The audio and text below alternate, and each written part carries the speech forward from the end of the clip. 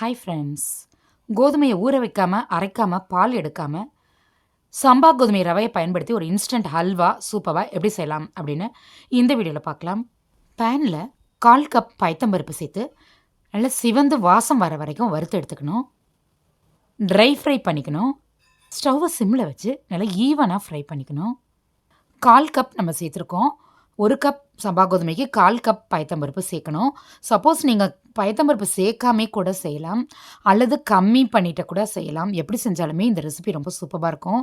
பருப்பை பிளேட்டில் மாற்றி ஆற விட்டுட்டு அதே பேனில் 1 கப் சம்பா கோதுமை சேர்த்து ஃப்ரை பண்ணிக்கணும். எப்பொழுதும் போல் எல்லா இன்க்ரீடியன்ஸையும் ஒரே கப்பால் மெஷர் பண்ணிக்கணும். நல்லா சூடு ஏறின பிறகு 1 ஸ்பூன் நெய் சேர்த்து லைட்டாக சிவந்து வாசம் வர வரைக்கும் வறுத்து விட்டுக்கணும். ஸ்டவ்வை சிம்லே வச்சு நல்லா மிக்ஸ் பண்ணிக்கிட்டே இருக்கணும். அப்போ தான் ஈவனாக மிக்ஸ் ஆகி ஈவனாக வறுபடும். இது மாதிரி லைட்டாக கலர் சேஞ்ச் ஆக ஆரம்பிக்கும். அந்த டைமில் நம்ம ஸ்டவ் ஆஃப் பண்ணிவிட்டு பயத்தம்பருப்பு ஆற வச்சுருக்க பிளேட்டில் சேர்த்து ஆற விட்டுக்கலாம். பருப்பு வச்சுருக்க அதே பிளேட்டில் ஆற விட்டிங்க அப்படின்னா லைட்டாக மிக்ஸ் பண்ணி விடுங்க. இல்லைனா தனியாக ஒரு பிளேட்டில் ஆற வச்சுக்கோங்க. ஆறின இன்க்ரீடியன்ஸை மிக்ஸி ஜாரில் சேர்த்துட்டு அது கூட ஆஃபாக இருக்கிற முந்திரி பருப்பு 6 சேர்த்துங்க. முழுசாக இருந்துச்சு முந்திரி பருப்பு அப்படின்னா நீங்கள் 3 சேர்த்தா போதும். இதை அப்படியே பவுட்ரு பண்ணி எடுத்துகிட்டு வந்துடலாம். ரொம்ப கொரக்கொரனும் இல்லாமல் ரொம்ப நைஸாகவும் இல்லாமல் மீடியமாக அரைச்சி எடுத்துக்கோங்க. நான் வீடியோவில் காமிக்கிற மாதிரி. அல்வா எந்த பாத்திரத்தில் செய்கிறோமோ அந்த பாத்திரத்தில் 4 டம்ளர் தண்ணியும் 1 டம்ளர் பாலும் சேர்த்துக்கலாம். 1 கப் சம்பா கோதுமைக்கு 4 கப் தண்ணியும் 1/4 கப் பயத்தம்பருப்புக்கு 1 கப் தண்ணியும் டோட்டலாக 5 கப் தேவைப்படும். 4 கப் தண்ணியும் 1 கப் பாலும் சேர்த்துக்கலாம். பால் சேர்த்து செஞ்சால் நல்லா டேஸ்டியாக இருக்கும். கிரைண்ட் பண்ணி வச்சுருக்க பவுடரை இதில் சேர்த்து நல்லா மிக்ஸ் பண்ணி விட்டுட்டு அதுக்கு பிறகு ஸ்டவ் ஆன் பண்ணிக்கோங்க. ஸ்டவ்வை ஸ்டார்டிங்லேருந்து சிம்மில் வச்சுட்டு நல்லா மிக்ஸ் பண்ணி விட்டே இருங்க. கைவிடாமல் மிக்ஸ் பண்ணிக்கிட்டே இருங்க. கட்டி பிடிக்காது, இருந்தாலும் கைவிடாமல் கலர்னிங்கன்னா தான் நல்லா ஈவனாக வேகும். பால் மாதிரி கன்சிஸ்டன்சியில் இருக்குது. இது இப்போது நம்ம மிக்ஸ் பண்ணி விட கிளற ஸ்டெப் பை ஸ்டெப்பாக ஸ்டேஜ் பை ஸ்டேஜாக திக்காகிட்டே வரும். கலரும் ஒரு அழகான பிஸ்கட் கலர், அதாவது ஒரு லைட் சாக்லேட் கலர் மாதிரி சூப்பராக வரும். அது வரைக்கும் நம்ம கைவிடாமல் கிளறிக்கிட்டே இருக்கணும். கொஞ்சம் கொஞ்சமாக திக்காகிட்டே வருது. 1 கப் சம்பா கோதுமைக்கு 2.5 கப் வரைக்கும் வெல்லம் தேவைப்படும். ஸோ அதை பொடி பண்ணி வச்சுக்கோங்க சைடில். நல்லா திக்கான பிறகு சேர்த்துக்கலாம். இந்த அளவுக்கு கெட்டியாக நல்லா திக்காக கலர் பாருங்கள், அதோட அழகாக கலர் மாறி இருக்குது. இந்த மாதிரி இருக்கும்பொழுது நம்ம நறுக்கி வச்சுருக்க வெல்லத்தை சேர்த்துக்கலாம். அச்சு வெல்லம் தான் நான் இன்றைக்கி சேர்த்துருக்கேன். நீங்களும் அச்சு வெல்லமே சேருங்க. பாகு வெல்லத்தை விட அச்சு வெல்லம் சேர்க்கும்போது இந்த ஹல்வா அந்த மாதிரி ரெசிபிக்கு ரொம்ப சூப்பராக இருக்குது. டேஸ்ட்டு சுகர் சேர்த்த மாதிரியே இருக்குது. அதனால் நீங்கள் அச்சு வெல்லம் ட்ரை பண்ணி பாருங்கள். வெல்லத்துலேயும் இது குக் ஆகணும். வெல்லம் போட்டோன்னே கொஞ்சம் தண்ணி ஆகிடும். அதுக்கப்புறம் கொஞ்சம் கெட்டியாக குக்காகி வரும். அந்த சமயத்தில் தான் நம்ம நெய் சேர்த்துக்கணும். கைவிடாமல் கிளறி விட்டுட்டே இருங்க. கட்டியாலாம் ஆகாது. இது ஸ்டவ்வை சிம்மில் வச்சுருக்கிறதுனால அடியும் பிடிக்காது. ஓரங்களில் மட்டும் இதே மாதிரி எடுத்து விட்டுட்டுருங்க அப்பப்போ.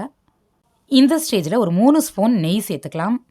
கோதுமை மெஷர் பண்ண அதே கப்பால் 3/4 கப் அளவுக்கு டோட்டலாக நெய் தேவைப்படும்.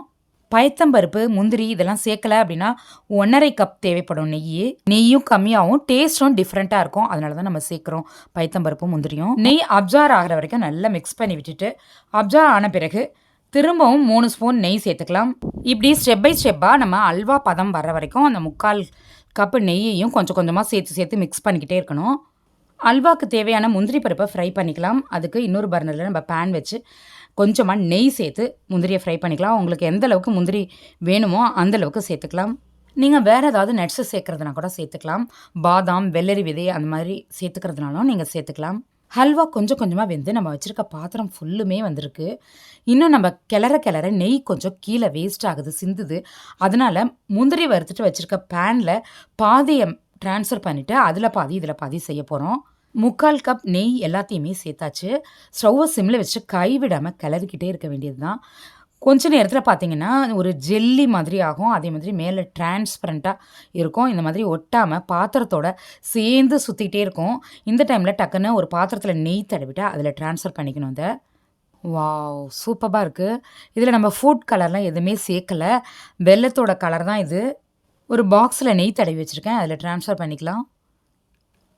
இதுதான் கரெக்டான கன்சிஸ்டன்சி. இதே மாதிரி இருக்கும்பொழுது இறக்கிடுங்க.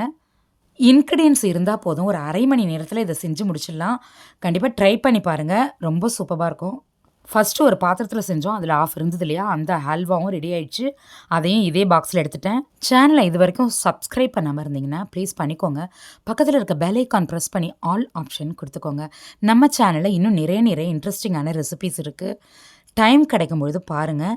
இந்த வீடியோ உங்களுக்கு பிடிச்சிருந்தா லைக் பண்ணி ஷேர் பண்ணுங்கள். இந்த வீடியோவுக்கு கீழே உங்களுடைய கருத்துக்களை பதிவிட மறந்துடாதீங்க. வணக்கம்.